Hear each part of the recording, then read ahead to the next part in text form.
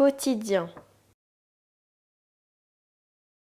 C'est le quotidien maintenant qui va nous occuper. Alors, donc c'est la lettre Q pour quotidien parce que, contrairement à la vision traditionnelle de la philosophie, qui est souvent vue comme le monde de l'abstraction, le monde des idées, un monde un petit peu hors sol et détaché de la réalité, dans la vision de Lippmann, qui est pragmatiste, et dans ta vision aussi, j'ai l'impression, au contraire, la philosophie, elle se rattache à ce qu'il y a de plus quotidien, de plus concret, de plus banal, j'ai envie de dire.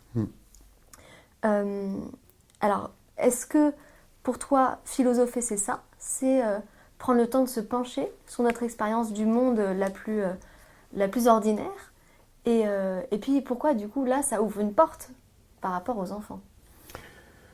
Ben, en fait, philosopher s'attache à s'interroger sur tout, que ce soit le quotidien ou le non-quotidien, mais aussi le quotidien. Et donc, dans les romans que Lippmann a écrits, par exemple, ben, on voit toutes sortes de situations extrêmement concrètes, extrêmement simples, où les enfants s'interrogent entre eux ou avec leurs parents autour de la question de la justice, par exemple, ou de la vérité, mais dans des situations extrêmement quotidiennes de la vie de tous les jours. Tu as un exemple de l'une de ces expériences quotidiennes dans les romans Je pense à un jeu, par exemple, dans Lisa, par exemple. Ouais. C'est tout simple, au fond, Lisa. C'est un problème éthique fondamental, mais tout simple, qui porte autour du fait que Lisa, elle adore le poulet rôti. Elle met vraiment le poulet rôti fait par sa mère. Mais elle aime les animaux aussi. Elle adore les animaux. Alors, et c'est au quotidien, évidemment, qu'elle adore les animaux. Et donc, elle a un problème face à cette situation que tout le monde, à la limite, pourrait vivre. Que faire? Manger du poulet rôti ou aimer les animaux? Comment on y arrive? Comment ça se fait qu'on les mange alors qu'on les aime? Comment ça se fait qu'on les mange alors qu'on les aime? Alors, ça lui pose un sérieux problème. Dans un autre cas, c'est le fait qu'on est en train de jouer au baseball et puis il y a quelqu'un qui prend la place de quelqu'un d'autre parce qu'il est meilleur que l'autre pour pouvoir être au bat de baseball. Et là, le problème de l'injustice se pose.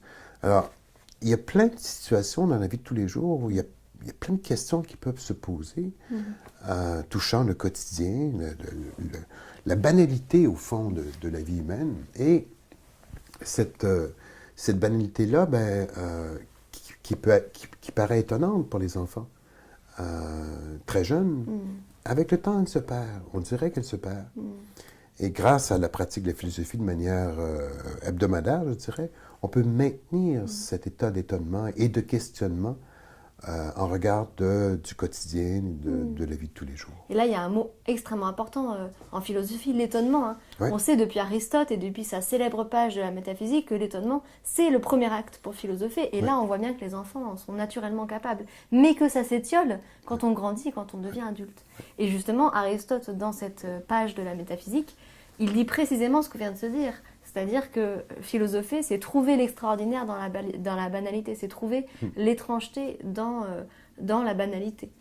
Oui, et puis, une question que Aristote n'a pas évoquée dans sa métaphysique, c'est la philosophie commence dans l'étonnement, oui, mais l'étonnement commence dans quoi, lui?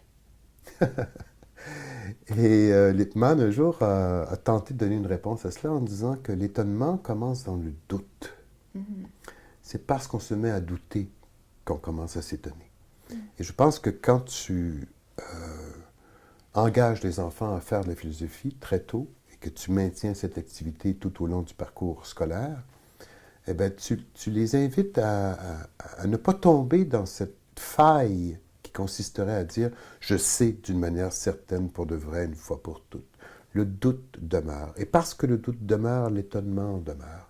Et parce que l'étonnement demeure, le questionnement demeure. Et parce que le questionnement demeure, le dialogue peut continuer.